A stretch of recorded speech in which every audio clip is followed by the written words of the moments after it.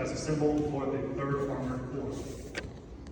106 years ago today, the Corps was established as part of the American Expeditionary Force, taking part in World War I. The Corps was established simultaneously with other Corps-level elements taking part in the conflict. To differentiate the 3rd Armored Corps from other elements, a patch design of a white and blue 3-pointed star was approved, symbolizing the Corps' numerical designation. Later, during World War II, the 3 points of the star were set to represent the 3 major branches of the combat arms in the Corps: armor, artillery, and infantry. Finally, recognizing the Corps' unique status as the largest armored unit in the United States Army, the symbol was reimagined as a caltrop, one of the weapons used in mountain warfare since antiquity. Today, the soldiers of the 3rd Armored Corps are proud to wear the same caltrop that has been used for over a century. Thank you, Sergeant Garrett. Now, Colonel Stephen Tabbitt, the Deputy Chief of Staff, 3rd Armored Corps, Fort Cavazos. Thank you. Good afternoon. As Lieutenant Johnson stated, we'll talk a little bit about how we came to be known as the Phantom Corps. To set the stage, remember, in December of 1944, the German military launched a counteroffensive, and they tried to force an end to the war that winter. Over 20 German divisions attacked an Allied force at half that strength, pushing back the Allied lines in Luxembourg and Belgium, and then they encircled the American forces in the town of Bastogne. The fight to take back these territories later became known as the Ardennes Offensive. Most famously, the Battle of the Bulge was born from that offensive. German leadership expected that the Allies would be slow to counterattack given the punishing weather conditions that limited air operations and restricted movement. Less than 2 weeks after the German assault began, it had been halted and turned back by Allied forces. It was the 4th Armored Division under the 3rd Armored Corps that was the first unit to break through the German lines and relieve the American soldiers encircled in Bastogne. 2 months later, in March of 1945, the Allied forces were closing in on a final victory. One of the last natural barriers that existed was the largest river in Germany, the Rhine River. German engineers had actually destroyed 21 of the 22 existing hard structure bridges that crossed the Rhine River as a defensive maneuver. The last bridge that stood was the Ludendorff Bridge in the vicinity of the town of Le Hague in Germany. The 3rd Armored Corps moved with such speed that the German engineers were caught unaware and they were unable to detonate the explosives that had been wired into the bridge. It was captured and was instrumental in helping to get service members and material to the front lines and into the heart of Germany. The 3rd Armored Corps acted with such speed and attacked at the most critical juncture and with such ferocity that it led the German commanders to ask each other, first at Bastogne and later at Remagen, who is this corps, this Phantom Corps?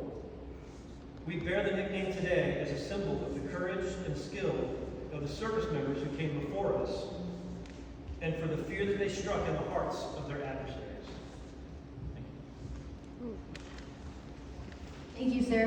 Next, I'd like to welcome Colonel Chad Foster, Chief of Staff, 3rd Armored Corps in Fort Cavazos.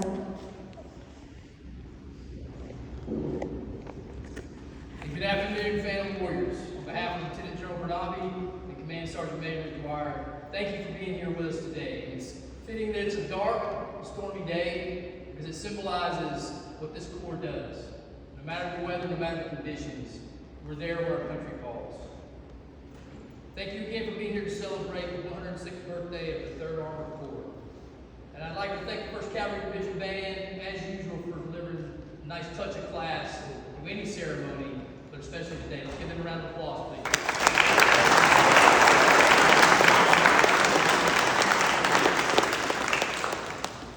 Now, Sergeant Garrett spoke about the history of the caltrop symbol that most of us here in this atrium wear on our left shoulder, and how it transitioned over the years to be the symbol of the Corps.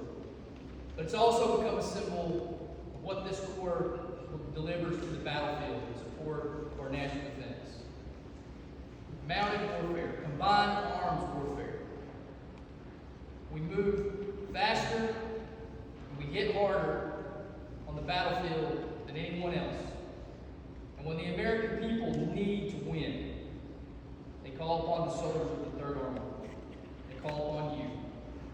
And the nearly 90,000 soldiers elsewhere across the Corps footprint at various installations across different states that are part of our team. And soldiers have worn that symbol on their shoulders for more than a century.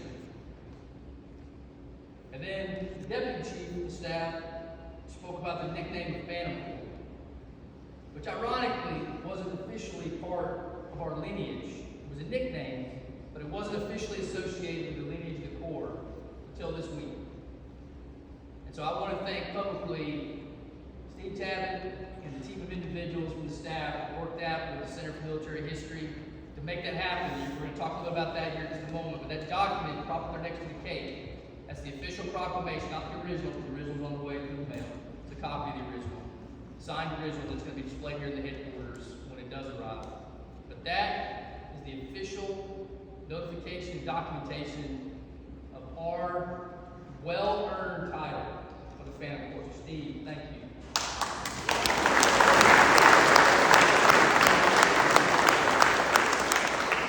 Colonel Tabbitt also shared with you a little bit more of our history and how we got that name. But I always like to kind of go back to something that I learned at an early age. And I don't know, I may be dating myself a little bit, but hopefully many of you have seen the movie Patton.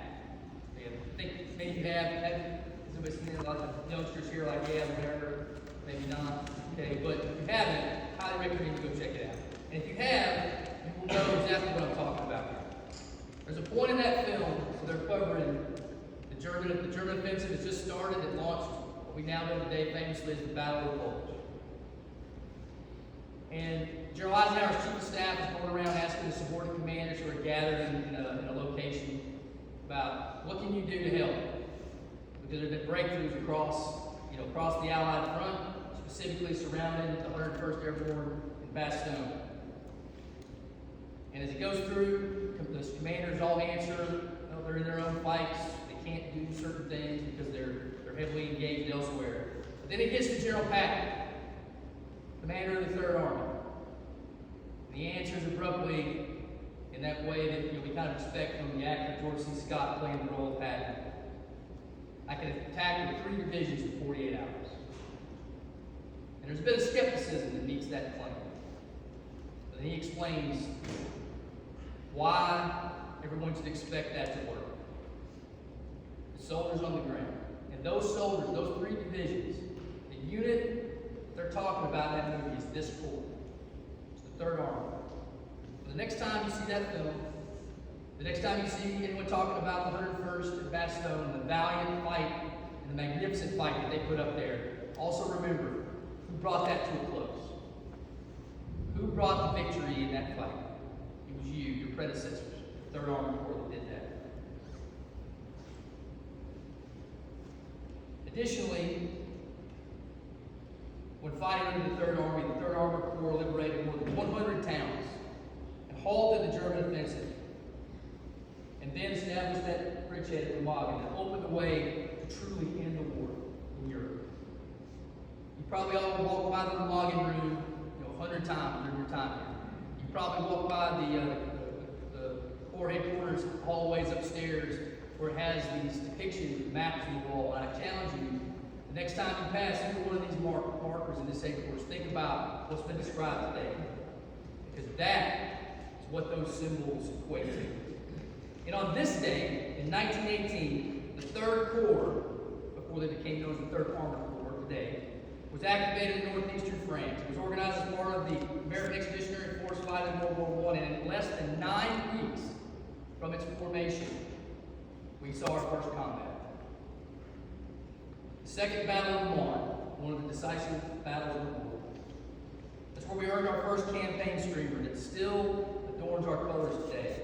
And over the next 106 years, the Corps would go on to earn 13 campaign streamers, 5 during World War I, 4 during World War II, and 4 more during the Global War on Terror. And I can guarantee you, if the nation calls ever again, the 3rd Armored Corps will be in a position to earn more. And to live up to that trust bestowed on us by our Army, divisions in our history have served as part of the Corps. These divisions have included the 2nd Infantry Division, the 3rd Infantry Division, and yes, the 101st Airborne Division from Bastogne even served as part of the Corps. As well as the 1st Cavalry Division, 1st Armored Division, 1st Infantry Division, and 4th Infantry Division. They're still part of the Corps today. And over those 106 years, more than 3 million American service members have served wearing this patch. And that includes the 82,167 that currently serve as part of the 3rd Army. So today, thank you for being American soldiers, first and foremost. Thank you for being the best that our country has to offer. And thank you for remembering the history that came before you, because on the shoulders of those past soldiers, that's where we stand. And years from now, future soldiers are going to be thinking about you in the same way. So to make things a little bit more official, and to talk about this proclamation here, and to make it part of our history in an official way, I'm going to turn things back over to Lieutenant Johnson so that we can publish the orders for that proclamation. Attention to orders.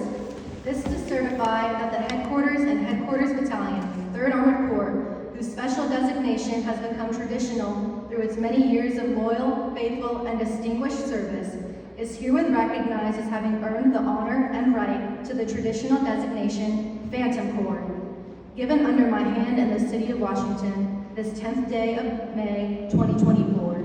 Signed, Charles R. Bowery, Chief of Military History.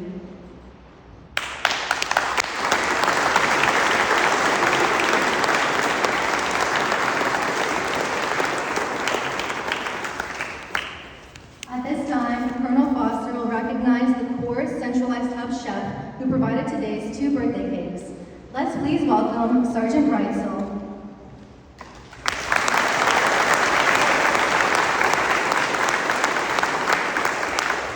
Sergeant Reitzel and his team also had to do some quick repair work, because as you can see with the weather and circumstances that they are, some of the 2 cakes got a little damaged initially today. All right, but in true armor fashion, we did some BDAR, battle damage assessment and repair. We got those things fixed. Thanks to him and his team, and for everybody that supported us, on behalf of the Command General, I present you with this 3rd Armored Corps coin for everything you did for us today.